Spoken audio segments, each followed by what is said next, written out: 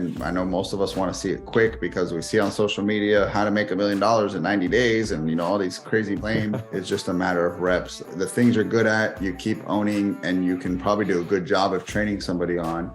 And then the things you're not, it's okay to raise your hand and ask for help and to get someone else. There's that delegate and elevate exercise where it's like you love to do, you like to do, you dislike, and then you hate. And so anything in those bottom two boxes, there is somebody, as weird as it sounds, that those things are their top two boxes. Like your dislike and hate is their love and like. It's a good exercise to do quarterly to put what you're doing in those four quadrants and then eliminate and delegate and elevate. I'm going to delegate these bottom two boxes and put it and elevate it to somebody's top two. I'm very much a control freak. And so I like having control of my business. It's my baby. I always feared delegation for a number of reasons.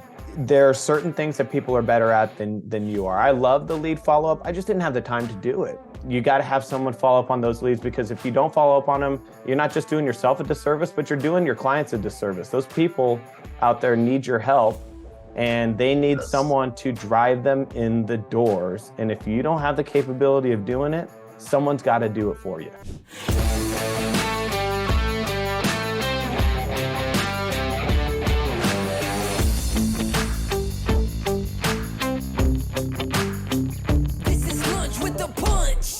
All right, guys, welcome. This is Dustin Bogle with another Gym Owner Spotlight, and I have my very special guest here, James Swift. So I'm excited because we're going to do a behind the scenes look and let him give his real, raw, honest opinion about his experience with gym reinforcements. And so that's what I asked him to jump on here to talk about.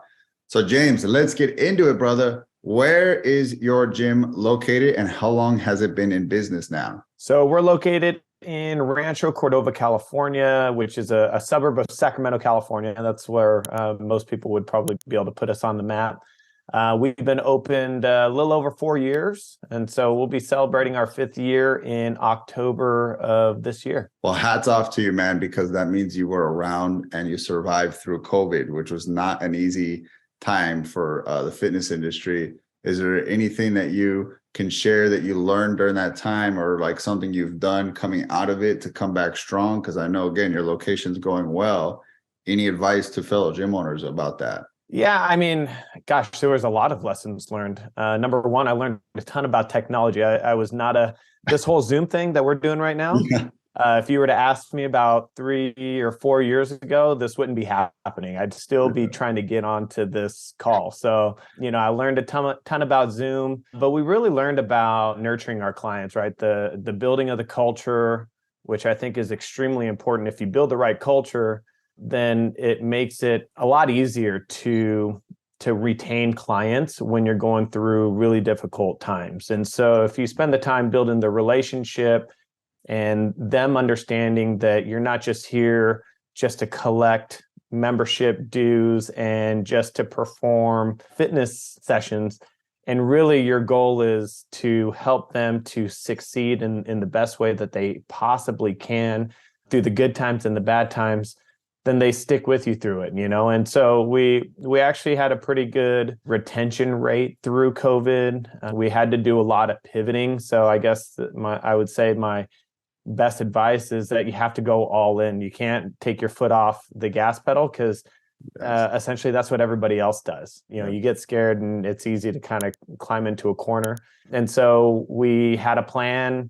It wasn't perfect. We executed the plan, and areas that we were hitting some roadblocks, we would just pivot to what's next. So, I mean, in the beginning, we did YouTube. YouTube started getting shut down because of our music. And so then we went to Zoom, and we did Zoom, but then not everybody could make our Zoom sessions. And so then we had to upload to Vimeo and had to figure out Vimeo. And, you know, then we had to go to Train in Place. And I mean, there were just tons of pivots throughout. But if you have the right mentality and the desire to serve your community in any way that you possibly can, it's what gets you through the tough times. Yeah. And the reason I bring it up, because again, we're now 3 years past when this whole craziness happened. But the lesson I want to pass on to everybody is that there's always the next catastrophe. You know, like we had Yeah. 9/11, we had the 2008, crash, we had, COVID 2020. So they say, and when you kind of look at the history, it's about every 7 to 10 years, some sort of worldwide global issue comes up.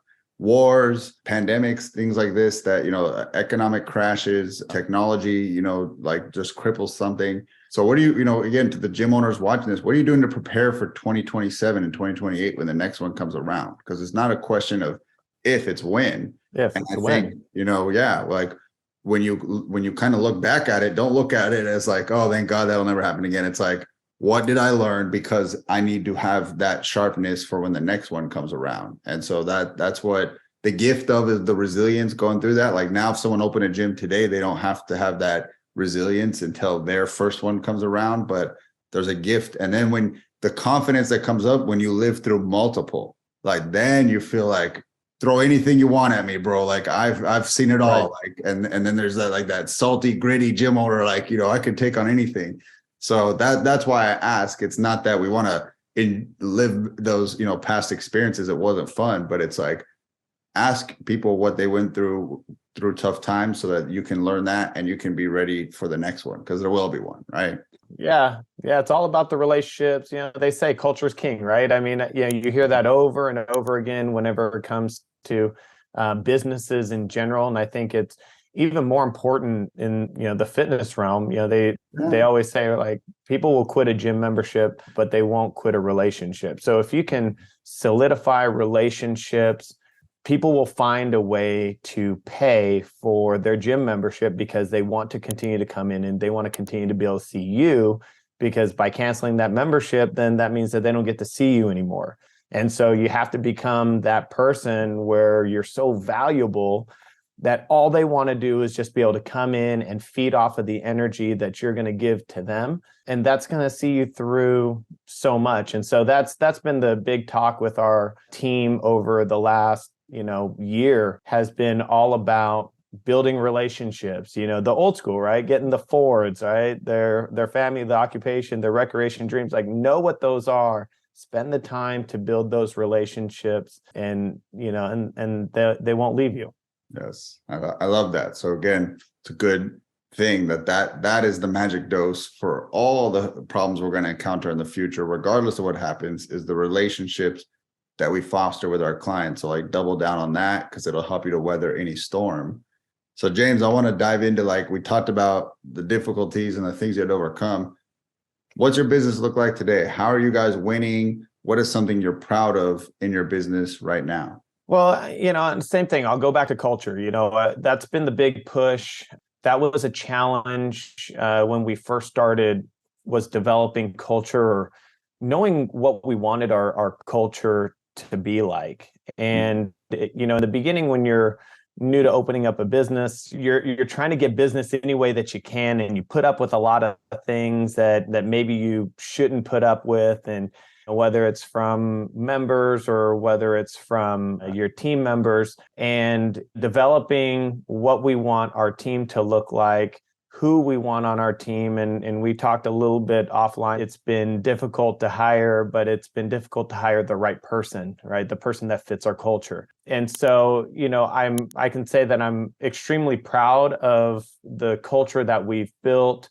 Even, we'll say parting ways with some members that didn't fit our culture, and really trying to solidify what we want, making sure that our team understands our values and our mission, and making sure that we're walking in and we're exuding those things. So what I'm most proud of is having a strong team that is bought in on the mission, that's bought in on the culture, that's bought in on the values, because I know when it's all said and done, regardless of what difficulties that we're going to come across, we're going to see it through, because the mission is still the mission.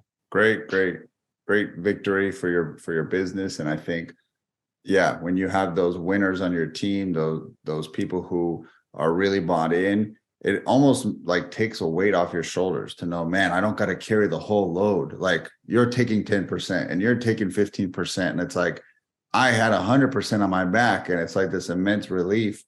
And then trust is built, and you can kind of release things to all-star players. And then you can stop being a business operator and be a business owner and start looking at the numbers and the strategy and future thinking, because you can't when you're too much involved in the day-to-day, because you're task switching, right? I got to get this task done, I got to do that task.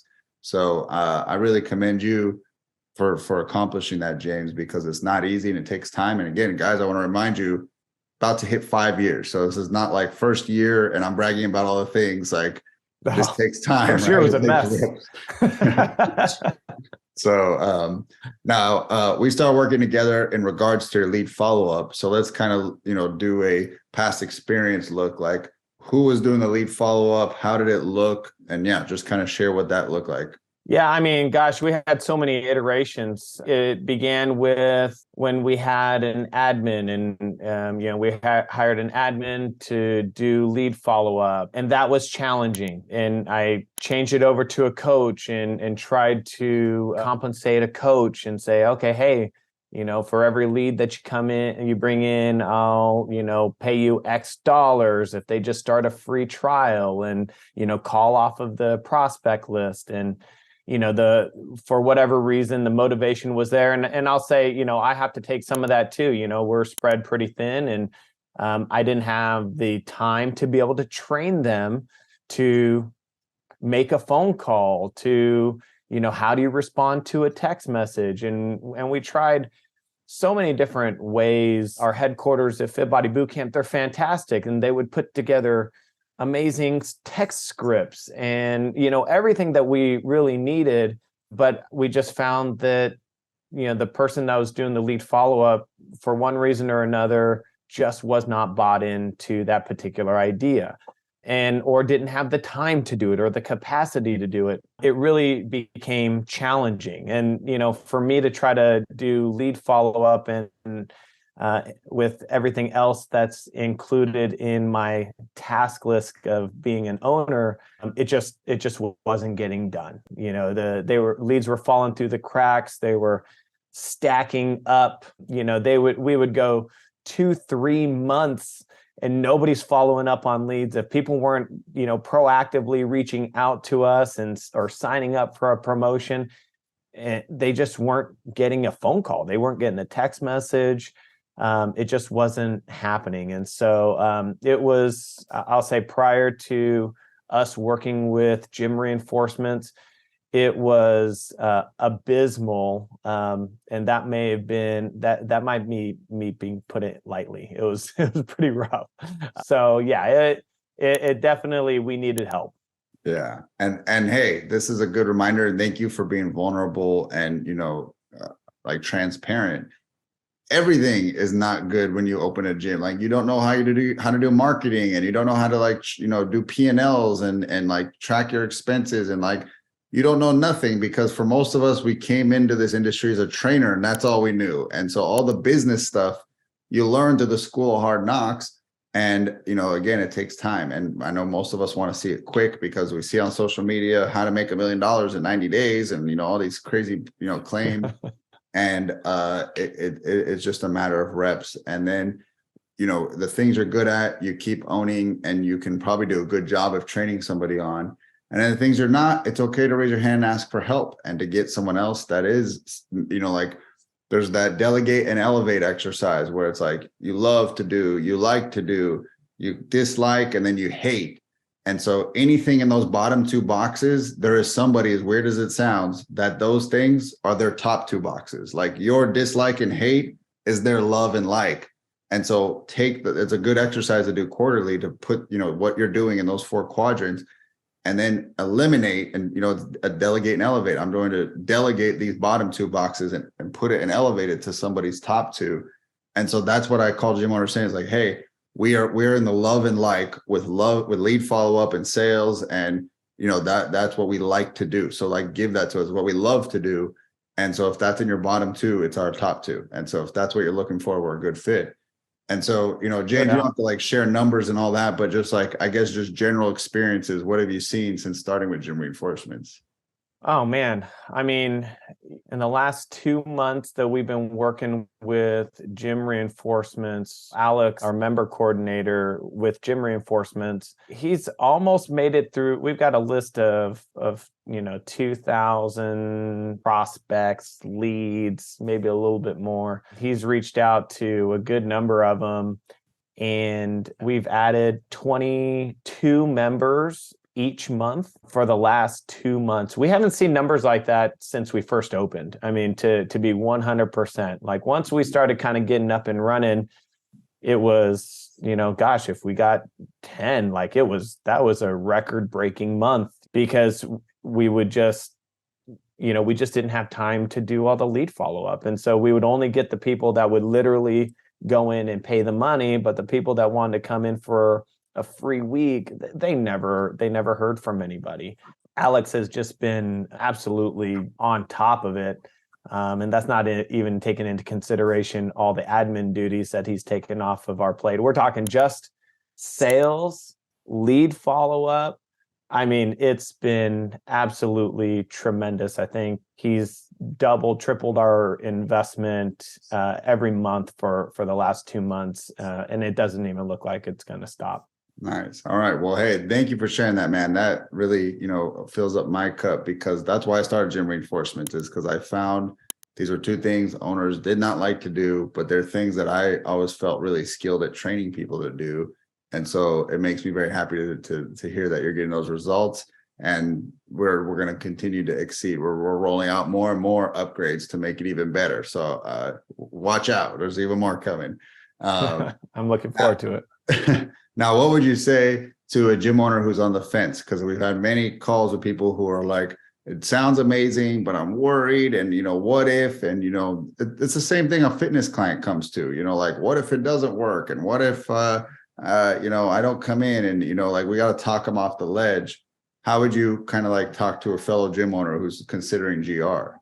Well, so I think there's a few prongs. So the first prong I would say is, when you were speaking to the delegate and elevate piece, I'm very much a control freak. And so I like having control of my business. It's my baby, right? Like, I've spent 4 years building and trying to meticulously grow our location. And I always feared delegation for a number of reasons, even to my own wife, she came on last year full time to work in our studio. And what I have found is similar to exactly what you said, Dustin. There are certain things that she's great at that I'm not. She's the yin to my yang. So, and if you know bird profiles, I'm the parrot dove, and she's an owl and an eagle.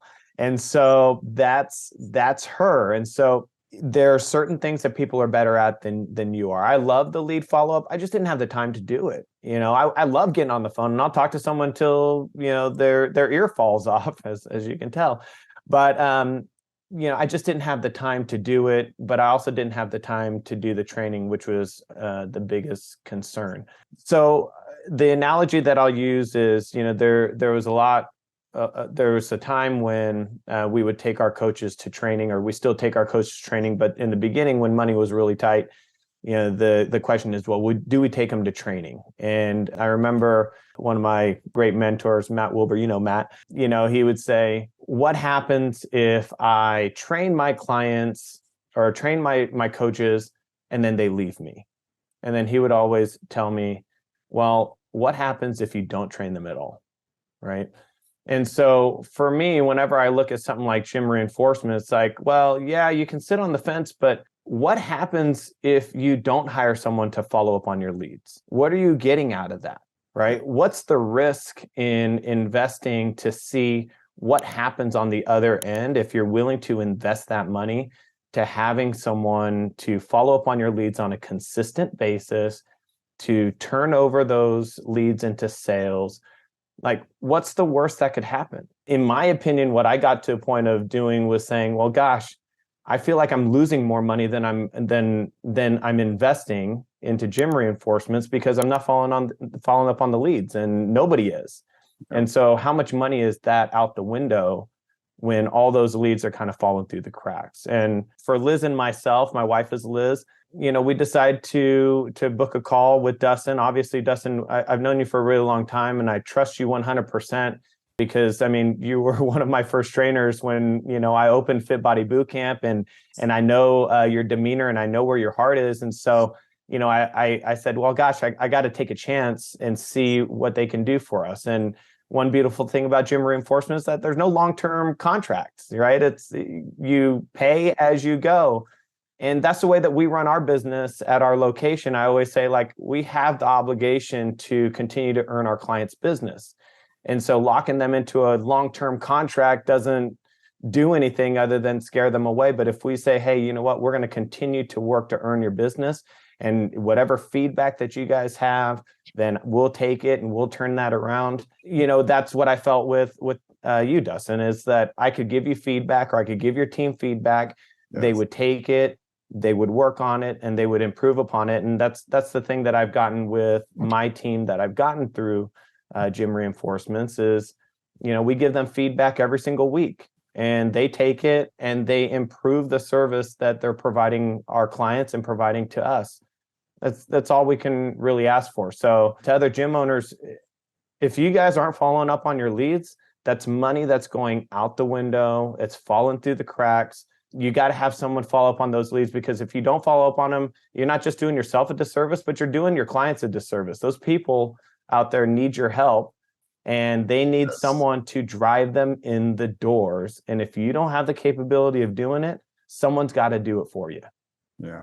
I love it, man. Well, thank you. This is all good stuff for everyone to hear, because yes, with anything, there's a risk, but like you said, there's the risk of the investment, but then there's the risk of not investing and losing out on sales and losing potential leads to a competitor because they had better follow-up game. And I think one of the things that I've found is I'm a big believer of lead from the front. And so if you are from a fitness or training background, it's very easy for you to lead from the front when you hire a coach and just say, do what I do. But for, you're an exception because you like lead follow-up. Most gym owners and fitness people don't. They despise sales and following up and being on the phones. That's why they chose a path in fitness and being on the floor in relationships. So the question I was posed to them, if you're not good at it, you can't lead from the front. How will you train someone else to do it? And so you're probably going to get a follow-up person that's like subpar okay, rather than me and my team. We love lead follow-up. It's always one of my favorite parts. So how much energy and excitement do you think I bring to the team I train?